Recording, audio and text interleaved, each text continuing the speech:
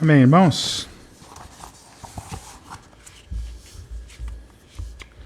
Hoje estaremos abordando 1 Pedro, capítulo 1, do versículo 13 ao versículo 25. Gostaria de pedir aos irmãos que podem, em reverência à leitura da palavra do Senhor, a ficarem de pé. 1 Pedro, capítulo 1, do versículo 13 ao versículo 25.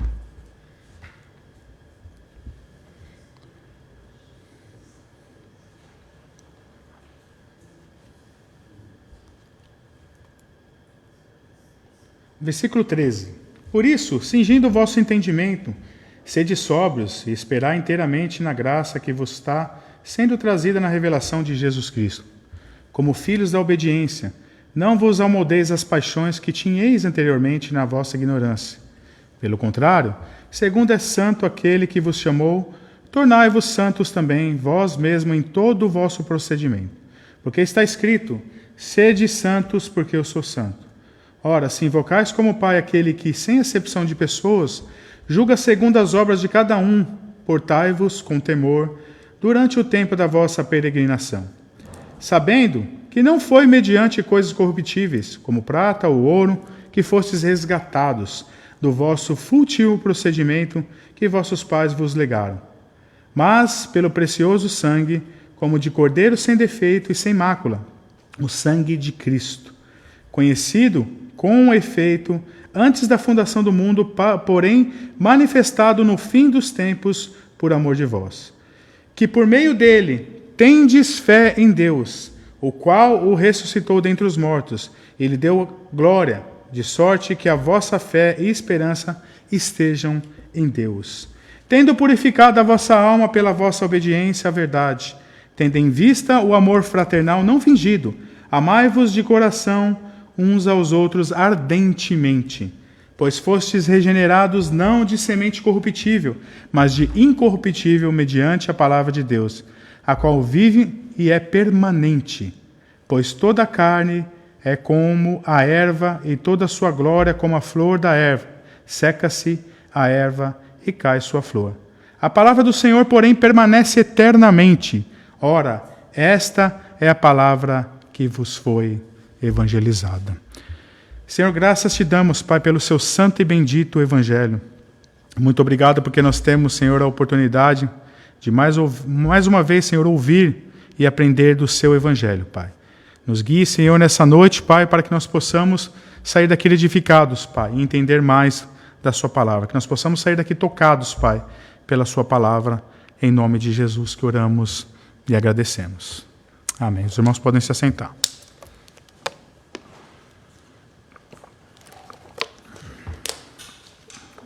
Irmãos, uma coisa que fica bem evidenciado aqui, quando nós lemos, não somente aqui essa primeira parte, mas o capítulo em todo, nós vemos que o apóstolo Pedro aqui relaciona salvação com santidade. É muito importante a gente entender esse ponto aqui, e isso fica bem claro, que Deus nos salvou para a santidade. Salvou-nos do pecado e não no pecado. Salvou-nos das paixões e da futilidade da vida, e não para vivermos outra vez nessas práticas, mas para mudança de vida. Aqueles que têm um encontro com Deus receberam uma nova vida e devem assim viver em novidade de vida. Tem um pastor que eu gosto bastante, o pastor Paul Washer. Uma certa vez ele disse que se vivermos como as pessoas do mundo, Deus nos salvou de quê? E é bem interessante se a gente pensar nessa perspectiva, né? Ele está, na verdade, biblicamente correto. Se nós vivemos em murmuração como as pessoas lá fora, lá no mundo, até que ponto a nossa esperança realmente está em Cristo Jesus? Se murmuramos, porque a nossa vontade muitas vezes não é feita, talvez seja um sinal de que não aceitamos verdadeiramente a vontade de Deus.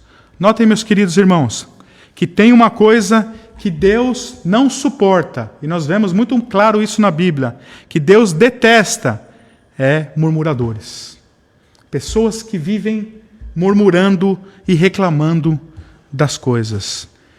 Uma situação bem básica para nós vermos essa situação que fica muito claro é no deserto. Nós vimos bem o que aconteceu com os murmuradores, né? Então, se tem uma coisa que Deus não gosta, é de pessoas que ficam murmurando e resmungando. E vemos que após o louvor a Deus pelas bênçãos da salvação, que nós vimos no versículo 3 anteriormente aqui, no capítulo 1, na qual ele chama a viva esperança. Pedro volta sua atenção aqui para as implicações da salvação, em virtude do que Deus fez por nós. Devemos viver de modo digno a nossa vocação pelo que Jesus fez por nós. Existiu na Reforma Protestante uma frase que foi muito utilizada, que significa coram Deo. Coram Deo. Foi um dos gritos de guerra da Reforma Protestante no século XVI. A expressão significa literalmente perante a face de Deus. E a forma como eles aplicavam essa expressão, que é bem interessante. A ideia é que, mesmo que a face de Deus seja invisível, vivemos cada segundo da nossa vida perante a sua face. Não podemos vê-lo, mas Ele pode nos vê-lo. Não há como se esconder da face do Rei dos Reis. Precisamos cultivar um tipo de consciência de Deus em que percebemos que tudo o que fazemos é feito perante a sua face. É assim que você age, meu querido irmão? Em todos os momentos da sua vida, com essa perspectiva, coram Deo, que você está sobre a face do Senhor em todos os momentos da sua vida.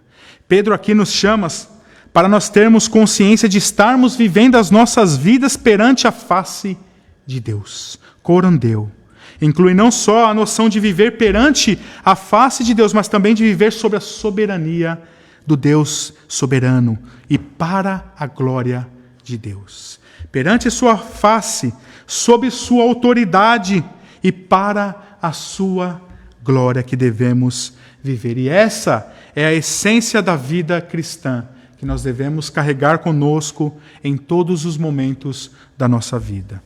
Irmãos, quando eu cito coram Deo, que estamos sempre sobre a face, sobre a presença de Deus, eu não estou aqui querendo ameaçar ninguém. Não faça isso, senão Deus vai lhe punir. Não é esse o intuito aqui. Uma coisa que devemos entender, para muitas pessoas a mensagem pode entrar por um ouvido e sair pelo outro. Uma indiferença total, ser totalmente indiferente. E a grande verdade é que você não vai se importar com coram Deo, com a face de Deus, que Ele está presente em todos os momentos, se você realmente não tiver nascido de novo em Cristo Jesus. Essa, na verdade, é a grande verdade. O homem, para viver uma vida em santidade e realmente se incomodar com o pecado, ele deve primeiramente ter nascido de novo e ser uma nova criatura em Cristo Jesus. Um homem não pode viver uma vida perante Deus e viver da forma como eles vivem lá fora, indiferente. Uma vida de murmuração. Não podemos viver dessa forma. A pessoa ela tem que ter nascido novamente. A pessoa nascida de novo, ela faz as coisas com alegria, porque ela entende a graça maravilhosa que foi derramada sobre a sua vida. Se você entendeu a graça maravilhosa de Deus e tudo o que você faz é para a sua glória, não tem nada e ninguém nesse mundo que pode te desanimar. Note o que o apóstolo Pedro está dizendo no versículo 13 e 14. Para sermos sóbrios e esperai na graça. Sede sóbrios Esperai na graça de Deus. E no versículo 14 ele diz, como filhos obedientes, não vos amoldeis às paixões que tinhais anteriormente em vossa ignorância. Para você não viver da forma como você vivia, quando você não tinha consciência de Deus. Ou seja, o homem que busca a santidade para agradar a Deus, ele é uma nova criatura. Ele não vive mais com as paixões que ele tinha antigamente. As paixões desse mundo são motivo das pessoas reclamarem e viverem suas vidas reclamando. Se elas desejam mais as coisas materiais do que as coisas de Deus, elas passarão as suas vidas reclamando das coisas e murmurando. Irmão, eu lembro de discussões que eu tinha na minha adolescência, onde eu incluindo, né, e alguns jovens que eu me associava, questionava a existência, né, se existe um Deus. E eu lembro que eu sempre falava que se Deus existe, Ele quer que eu seja feliz. Que eu fosse para a balada, que eu curtisse a minha vida, bebesse, fizesse tudo o que eu queria. E se eu tivesse feliz, Deus estaria feliz comigo. Né? Ele quer que eu seja feliz. Essa é a perspectiva que as pessoas têm lá fora. Faça bastante bagunça, bastante festa, e aí, se eu estiver feliz, Deus estará feliz comigo. E quando falamos de santidade, isso vai contra a tendência da nossa natureza pecaminosa que nós tínhamos, que quer satisfazer todos os desejos da nossa carne, as vontades da carne, sem se importar com Deus.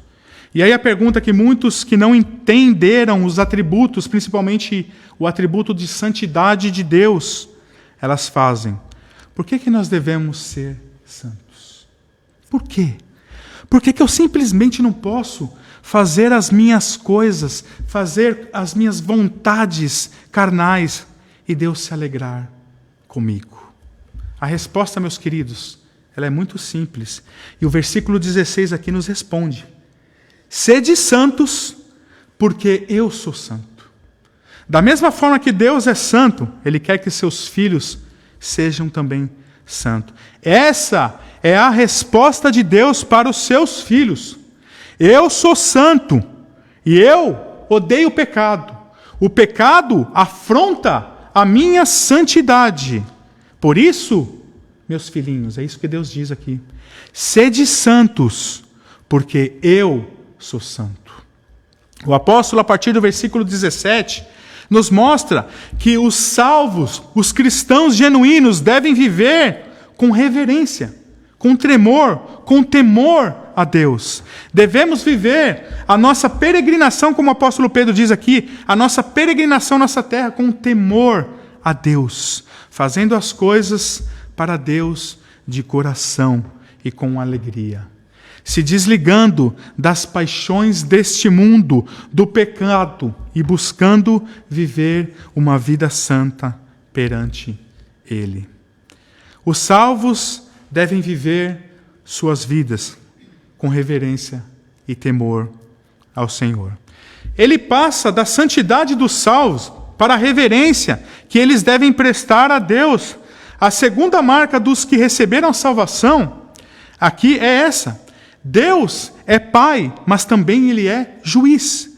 Somos filhos da desobediência, porém isso não nos dá imunidade para vivermos desatentamente para com Deus. Deus não é condescendente, no caso, nem mesmo com os pecados dos seus filhos, no caso. Deus não tem filhos favoritos. Vamos comparecer perante o tribunal de Deus para prestarmos conta da nossa vida. Seremos julgados segundo as nossas obras. Intimidade não anula responsabilidade. O mesmo Deus que firmou conosco uma relação tão íntima é também o juiz, o Deus julgador da história. Isso é muito importante nós entendermos. Olha o que ele diz no versículo 17. Ora, se invocais como Pai aquele que, sem acepção de pessoas, julga segundo as obras de cada um, portai-vos com temor durante o tempo da vossa peregrinação. O juiz, o Deus que julgará, é o mesmo a quem invocamos como Pai. Não há incompatibilidade entre a paternidade divina e a justiça divina. Isso é importante nós entendermos. O fato de chamarmos Deus de Pai não nos dá o direito de nos amoldarmos às paixões mundanas. O Pai e o juiz são a mesma pessoa. Deus não faz acepção de pessoas e nem aceita suborno, que nós vemos em Deuteronômio 10:17. Deus não faz acepção de pessoas. O seu julgamento é imparcial. Ele julga homens e mulheres, grandes e pequenos, doutores e analfabetos, com o mesmo critério de justiça. Deus não mostra favor por ninguém, seja rico ou seja pobre, judeu ou gentil, escravo ou senhor. E sem fazer acepção de pessoas, Deus julga a cada um segundo as suas obras. Não há imunidade, não há preferência. Deus não inocenta o culpado. Não devemos ficar, meus queridos irmãos, confortáveis, mas entender que Deus é santo e nele não há trevas alguma. E ele odeia o pecado. E Pedro nos lembra que devemos ser santos porque ele é santo. Hebreus 12:14 nos diz que sem santidade ninguém verá a Deus. Sem buscar santidade, irmãos, ninguém, olha que o texto diz, ninguém verá a Deus. O cristão não deve estar confortável nesse mundo passageiro. Devemos estar atentos. E nem passar a vida também murmurando das coisas. Isso só mostra que nós estamos apegados a esse mundo passageiro. Aqui nós vemos que nós seremos julgados. Todos nós, cada um de nós será julgado. Agora devemos entender as coisas bem. Tendo em vista que seremos julgados, precisamos portar-nos com temor durante a nossa peregrinação nesse mundo. Temor. Aqui é aquela reverência e respeito devido a Deus, e não uma sensação doentia de medo. É importante a gente entender isso, irmãos. O temor é necessário e faz parte da esperança cristã. O termo grego, paróikia, aqui que nós vemos peregrinação, que vemos no versículo 17, revela que estamos fora de casa. Somos apenas residentes estrangeiros, destituídos de muitos privilégios de um cidadão com plenos direitos. Aqui não temos cidadania permanente, somos peregrinos nesse mundo passageiro. Estamos a caminho da nossa pátria. Precisamos ter cuidado para não plantarmos raízes fixas neste mundo passageiro. Muitas pessoas preocupadas com carros, bens, propriedades e muitas vezes colocam seus corações nessas coisas e perdem muitas vezes o foco nas coisas de Deus. Muitos até abandonam a fé. Nós vemos o apóstolo Paulo nos dar um exemplo de uma pessoa que, por causa das suas paixões, fugiu para Tessalônica, né? Demas, no caso. Então nós vemos que aconteceu até no período ali do apóstolo Paulo. Não nos enganemos, meus queridos irmãos. O reino do nosso Senhor Jesus não é deste mundo. Paulo diz em Colossenses 3, do versículo 1 e 2, portanto, se fostes ressuscitados juntamente com Cristo, buscai as coisas lá do alto, onde Cristo vive assentado à direita de Deus. Pensai nas coisas lá do alto, e não nas coisas que são terrenas, coisas passageiras deste mundo. Nesse texto nós vemos duas coisas. Buscai as coisas do alto, e além de buscar, não parem de pensar nessas coisas. São duas coisas. Pense nas coisas celestiais o tempo todo, viva isso. E em contraste com isso, diz: não buscai as coisas terrenas, e também não pensai nelas. As duas coisas que ele fala para nós fazermos: buscai e pensar nas coisas celestiais.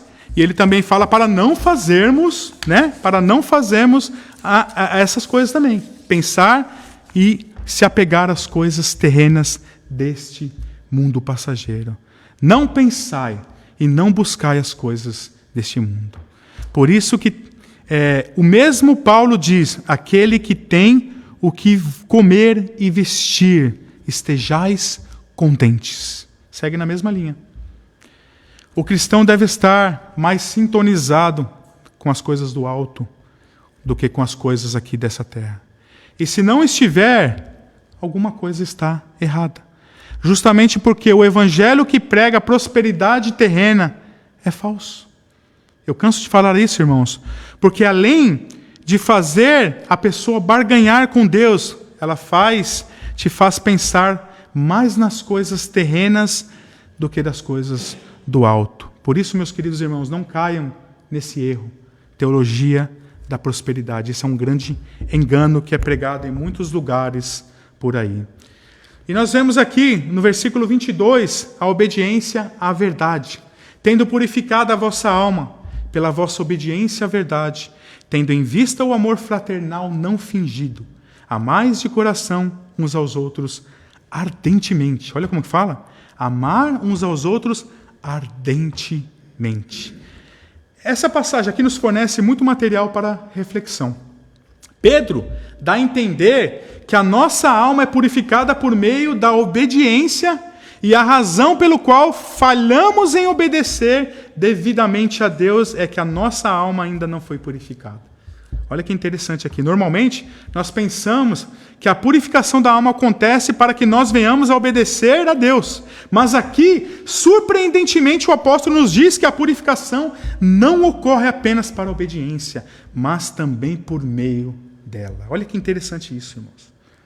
Quanto mais a nossa alma se empenhar na obediência, mais será a purificação que ocorre. E quanto mais a nossa alma é purificada, maior é também a nossa obediência.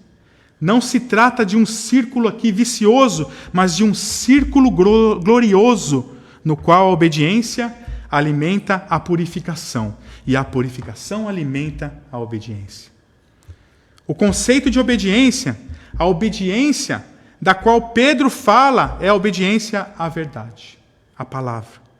Nossa cultura se opõe à noção de uma verdade objetiva, e essa antipatia está arraigada e fundamentada na hostilidade fundamental à própria verdade da humanidade caída.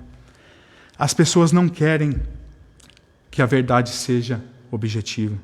Não queremos que a verdade se imponha à consciência, porque a verdade é, por natureza, nossa inimiga, e não queremos nos submeter a ela por natureza. E como diz Pedro, não queremos obedecer a ela.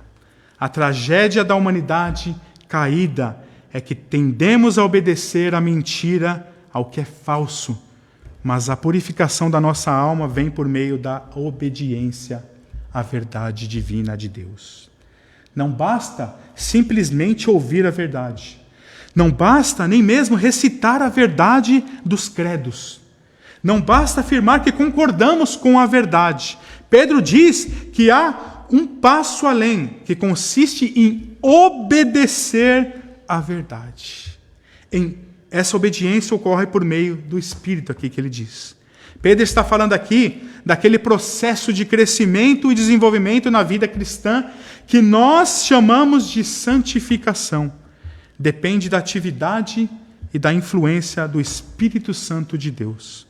Jamais obedeceremos à verdade de Deus sem o poder, a graça e a assistência do Espírito Santo de Deus. É uma ação que Ele mesmo faz em nós. Estamos vivendo em tempos, meus queridos irmãos, tempos estranhos. E eu digo isso a respeito ao modo como a igreja funciona nos dias atuais. Nós sempre encontramos um jeito para nos relacionar com uma cultura que vai contra Deus, que vai contra o cristianismo.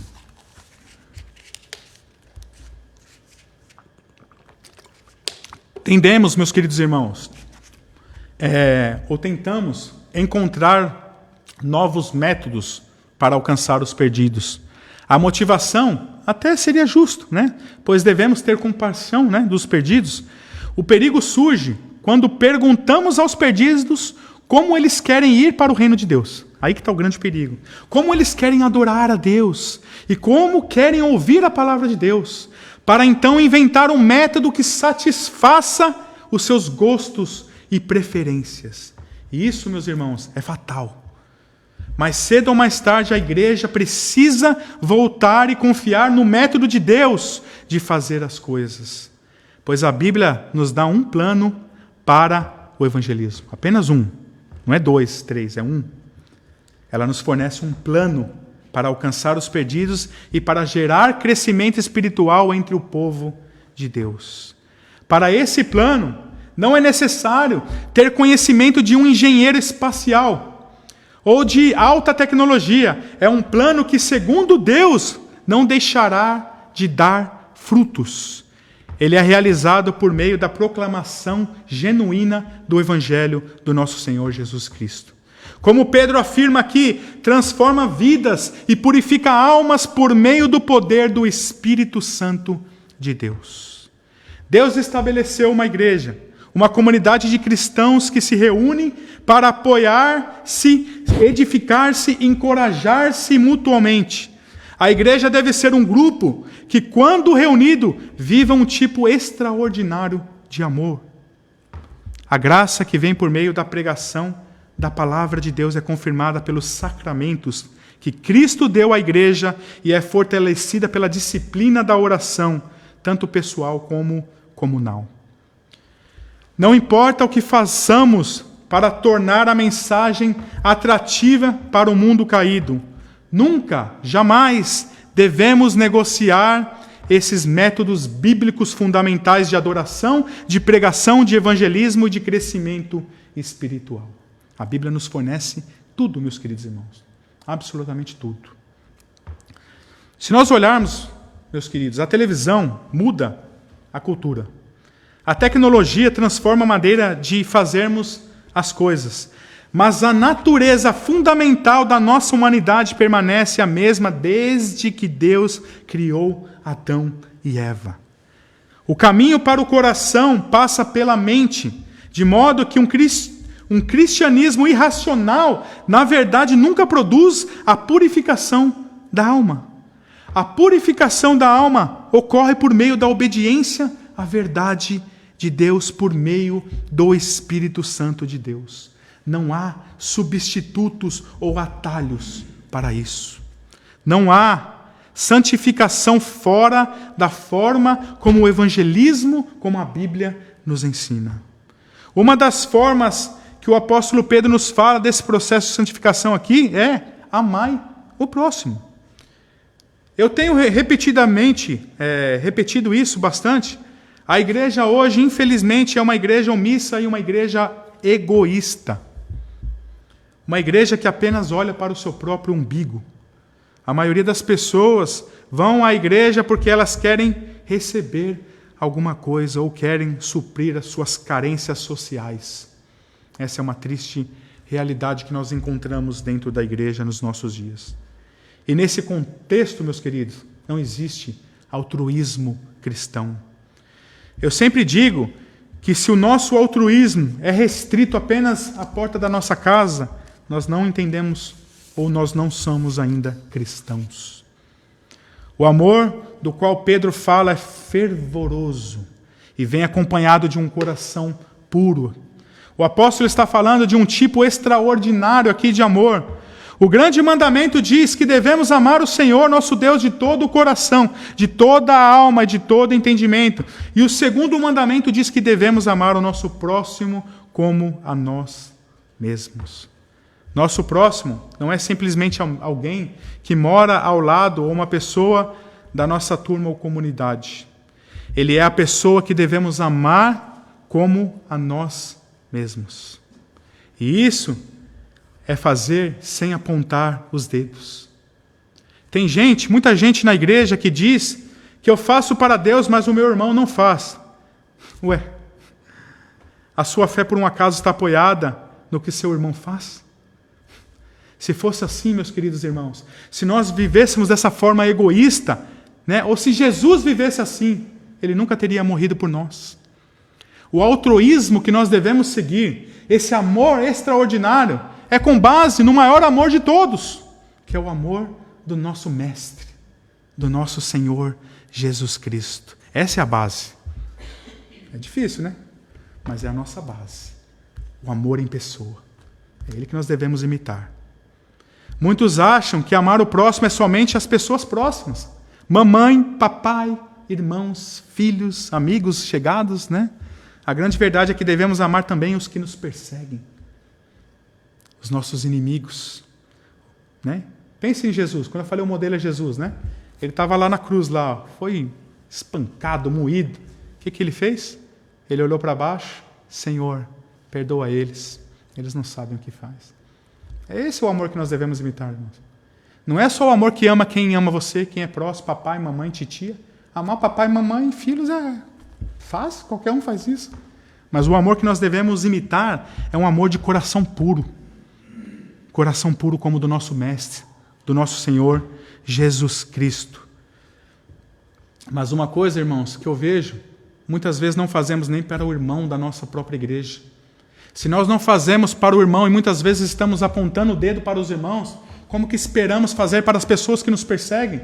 Se nós muitas vezes não amamos o irmão da igreja, é irmão falando mal um do outro, é irmão apontando o dedo. Se nós brigamos entre nós, como nós podemos amar uma pessoa que te persegue? Pensa aquela pessoa que pisa no seu carro. Como que você vai amar ela se você não ama nenhum irmão próximo? Devemos refletir, meus queridos irmãos. Pedro aqui no versículo 23, ao acrescentar que fostes regenerados, não de semente corruptível, mas incorruptível, mediante a palavra de Deus, a qual vive e é permanente. A razão pela qual somos capazes de ter esse tipo de amor fraternal é porque Deus transformou o nosso coração. Ele fez isso. Ele fez que nós nascêssemos de novo.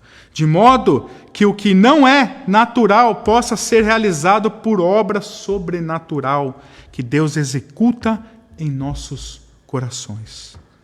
No último sermão de Martinho Lutero, ele citou o caso de camponeses da sua época que faziam peregrinações a mando da Igreja Católica, porque eles acreditavam que havia poder nas calças de José, no caso, né? No leite de Maria, nas indulgências e todos aqueles absurdos que a Igreja Católica fazia e que, por sinal, as igrejas evangélicas fazem muito pior nos dias de hoje, né? Grande parte delas. Mas Lutero lutou contra essas coisas até o último dia, né? E no último sermão, o que ele ali enfatizou, ele disse que não era nesses lugares que Deus depositava o seu poder. O poder não se encontrava em nada dessas coisas, ou muito menos na eloquência de um pregador. O poder está na palavra de Deus. Porque a palavra de Deus ela é viva, eficaz e mais cortante do que qualquer espada de 2 gumes e penetra até o ponto de dividir a alma e o espírito, juntas e medulas. E é apta para discernir os pensamentos e propósitos. É o que nós vemos em Hebreus 4:12. É a palavra de Deus, que é viva, que transforma, que muda o coração, até o coração mais duro.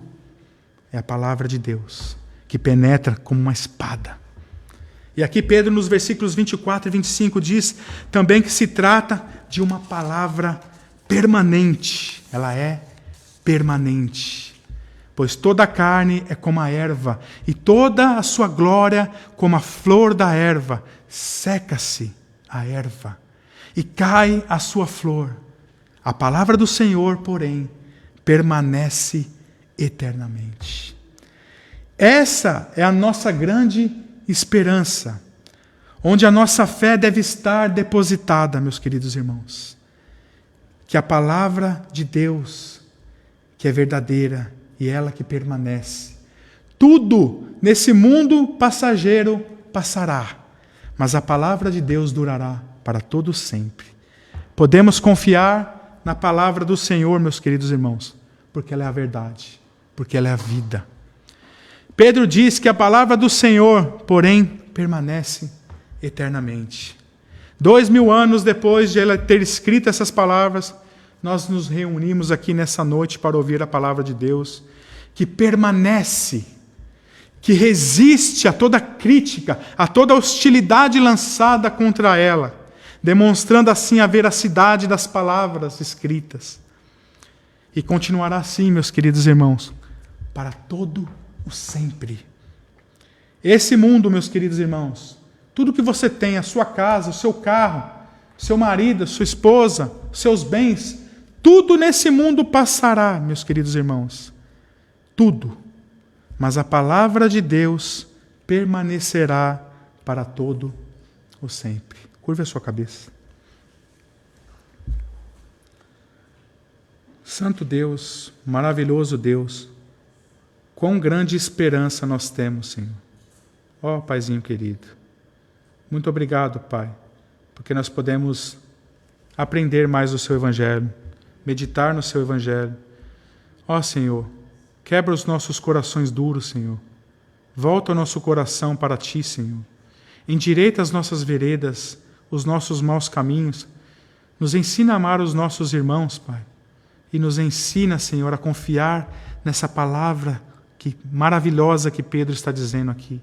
A palavra permanente. A palavra que dura para todo o sempre.